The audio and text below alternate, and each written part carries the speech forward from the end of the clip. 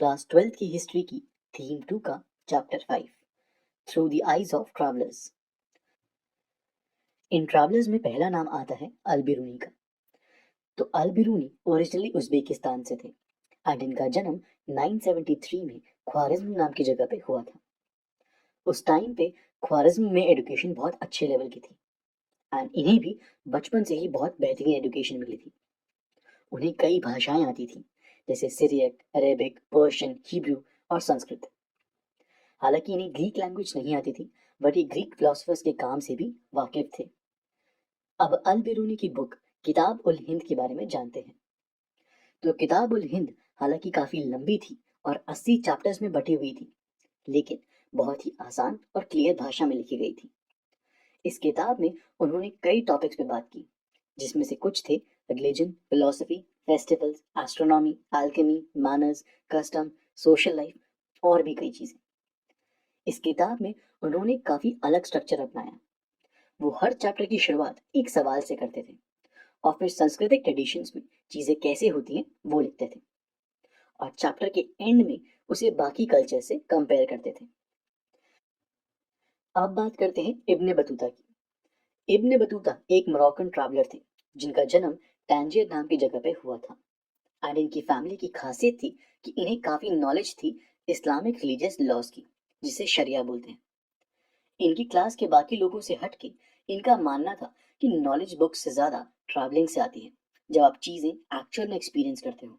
सुल्तान Tughlaq Ibn Battuta से काफी impress हुए और उन्होंने दिल्ली का उन्हें काजी बना दिया। काजी का मतलब जज। इनके टेक्स्ट को अक्सर यूरोपियन ट्रैवलर मार्को पोलो के टेक्स्ट के साथ कंपेयर किया जाता है, क्योंकि मार्को पोलो ने भी इंडिया और चाइना ट्रैवल किया। कई बार ट्रैवल करते टाइम इब्ने बतूता पे डकैतों ने हमला भी किया, इसीलिए वो कैरावान में ट्रैवल करना प्रेफर करते थे, जिसमें लोगों का एक ग्रुप एक साथ ट्रैवल करता है। ऐसे ही एक ट्रैवलर थे फ्रांसवा बर्नेट, जो पेशे से डॉक्टर थे और पॉलिटिक्स और हिस्ट्री में दिलचस्पी रखते थे। ये मुगल एम्पायर के टाइम पे इंडिया आए थे और मुगल्स के साथ इनके एक अच्छे रिलेशंस बन गए थे, इसीलिए ये तकरीबन 12 साल इंडिया रहे थे। ये शाहजहां के बड़े बेटे दारा सुखोव के डॉक्टर थे और मुगल कोर्ट में इन्हें काफी तजुर्बेदार माना जाता था। ये इंडिया में कई जगह गए और सबके बारे में लिखा और सब जगह इन्होंने इंडिया को यूरोप से कंपेयर किया। इनके सारे टेक्स्ट में इन्होंने फ्रांस के राजा लुई 14 की प्रशंसा कर रखी है और इन्होंने ज्यादातर उन्हीं चीजों को हाईलाइट किया जहां इंडिया इतना आगे नहीं है एंड फिर उसका कंपैरिजन फ्रांस और यूरोप के बाकी देशों से किया। आल बिरूनी ने अपने कुछ मेजर चैलेंजेस बताए।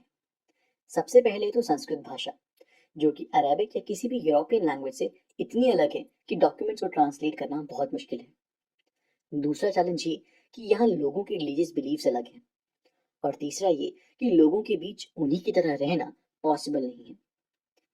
अल बिरूनी ने कास्ट सिस्टम को एक्सप्लेन करने की कोशिश भी की थी। इसके लिए उन्होंने देखा कि क्या कहीं और ऐसा कोई सिस्टम फॉलो होता है। तो उन्होंने जाना कि एंशिएंट पर्शिया में 4 सोशल कैटेगरीज के बारे में बात हो रखी है। तो इससे उन्होंने ये बताया कि ये सोशल कैटेगरीज सिर्फ इंडिया में ही यूनिक नहीं है। वो ब्राह्मणों की ज्यादातर बातों के साथ यूजुअली अग्री करते थे, लेकिन जो कास्ट सिस्टम में प्योरिटी और पॉल्यूशन का कॉन्सेप्ट है वो उसके अगेंस्ट थे। इब्ने बतूता ने इंडियन शहरों के बारे में भी काफी लिखा। इंडियन शहरों में काफी ज्यादा आबादी थी और यहाँ हमेशा चहल पहल रहती थी, सिर्फ ओकेजनल वॉर्स को छोड़ के। ज्यादातर शहरों की गलियों में भीड़ रहती थी और ये शहर काफी कलरफुल होते थे।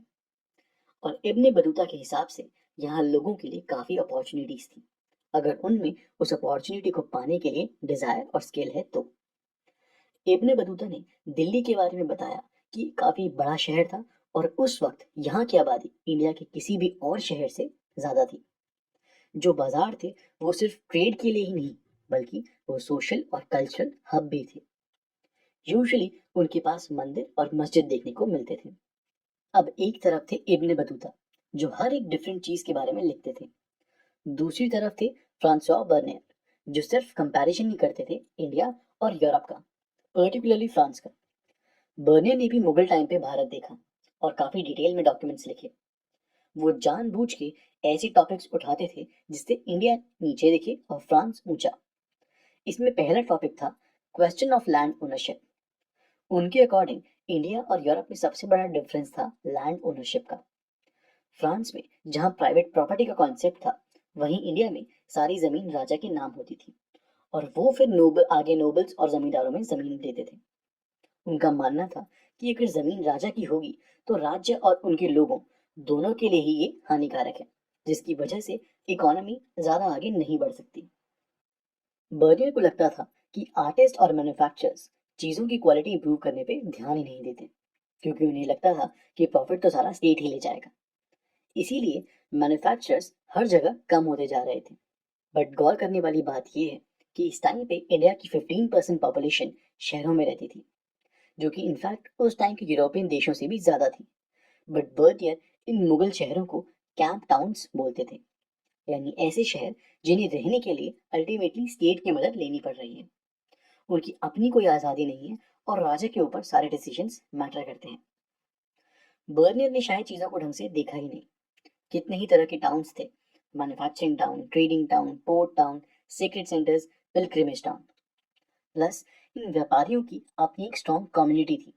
जैसे वेस्टर्न इंडिया में, यानी गुजरात साइड पे, इन ग्रुप को महाजन बोला जाता था और इनके चीफ को सेठ। ऐसे ही और प्रोफेशनल ग्रुप्स भी थे, जैसे musicians, physicians, teachers, lawyers, painters, architects और भी कई। अब इस चैप्टर का लास्ट टॉपिक, वुमेन की कंडीशन के बारे में हमें रेयर ही डॉक्यूमेंट्स देखने को मिलते हैं, और अगर किसी ने कुछ लिखा भी है तो इन सब इनइक्वालिटीज को एकदम नेचुरल कंसीडर करा है।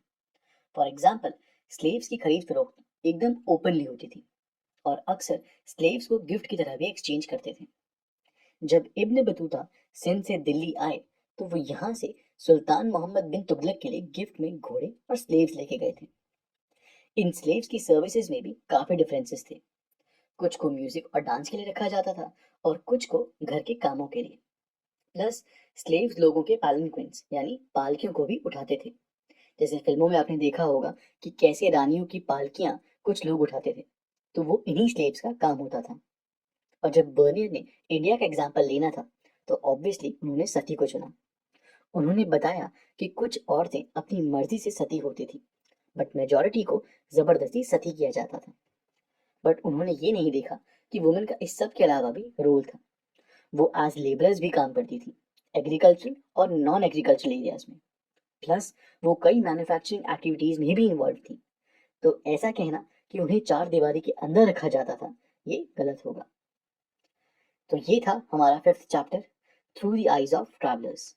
अगर आपको वीडियो अच्छी लगी तो इसे अपने दोस्तों और क्लासमेट्स के साथ शेयर करें और चैनल को सब्सक्राइब करना ना भूलें।